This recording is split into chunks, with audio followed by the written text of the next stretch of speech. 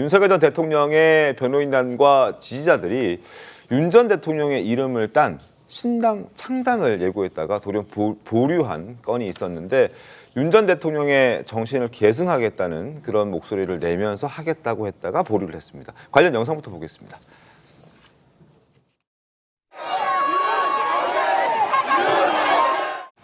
사실 대통령 주변에 신당 창당하는 사람 많습니다. 그러나 대통령 그런 말씀 배격하십니다. 그래서 그분한테 시간을 드려라.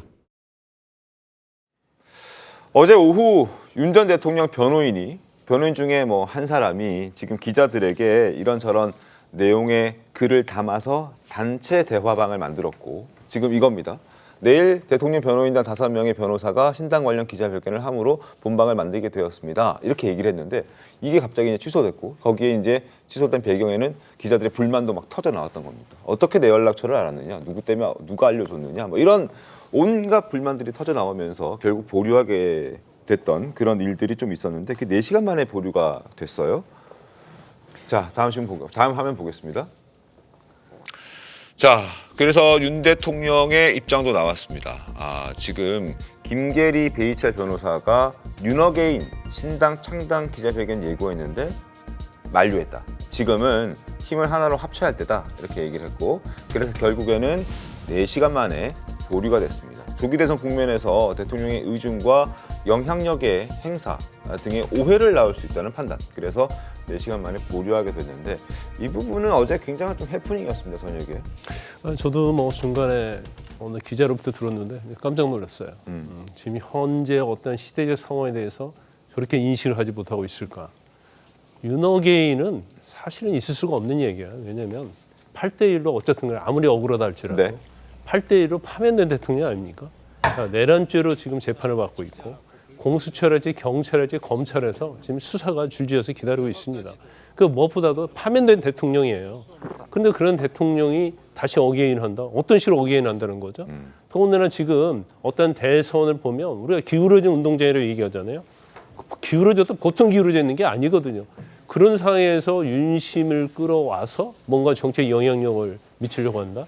제가 볼 때는 기울어진 운동이 훨씬 더 기울어지게 될 거예요. 그래서 제가 아까도 경선과 관련해서 말씀드렸는데 이번 대선 자체가 윤심을 끌어들이는 대선은 무조건 필패를 한다. 그리고 윤석열 전 대통령의 그림자가 이 대선에서 어른거리면 안 돼요. 절대로.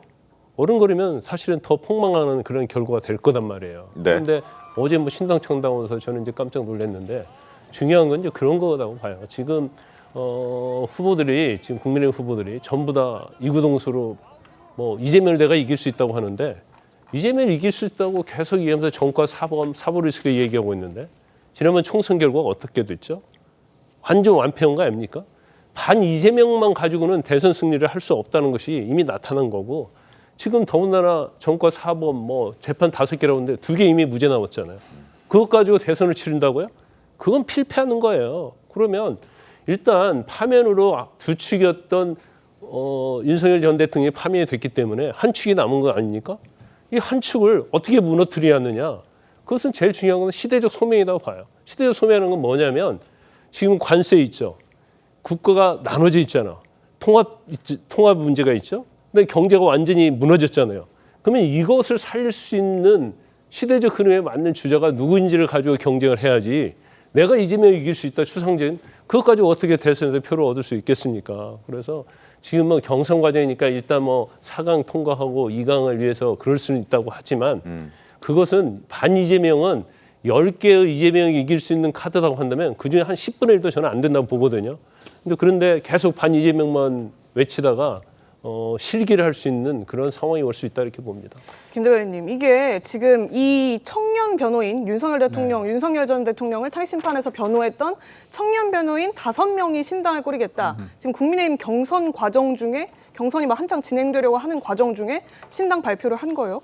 근데 아직 이 변호사들도 형사재판 같이 윤석열 전 대통령 조력을 하고 있잖아요.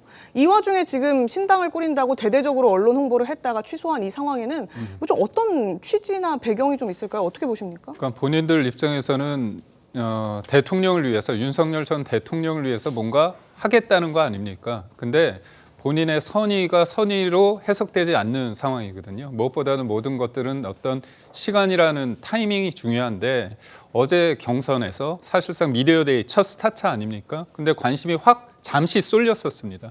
이게 과연 본인들이 생각하는 만큼 윤석열 전 대통령을 위하는 것인지에 대해서는 전 그렇지 않다고 봅니다.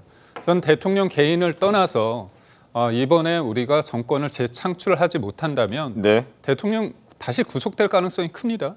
김건희 여사도 다시 구속될 가능성이 크고요.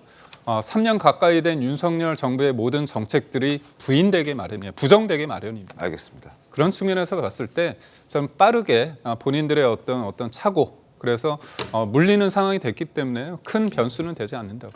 국민의회에서도 이건 부적절하다라는 메시지가 나왔고 그래서 4시간 만에 해프닝으로 끝났다. 윤석열 대통령의 이름을 딴 신당 창당은 없다라는 부분도 말씀드립니다.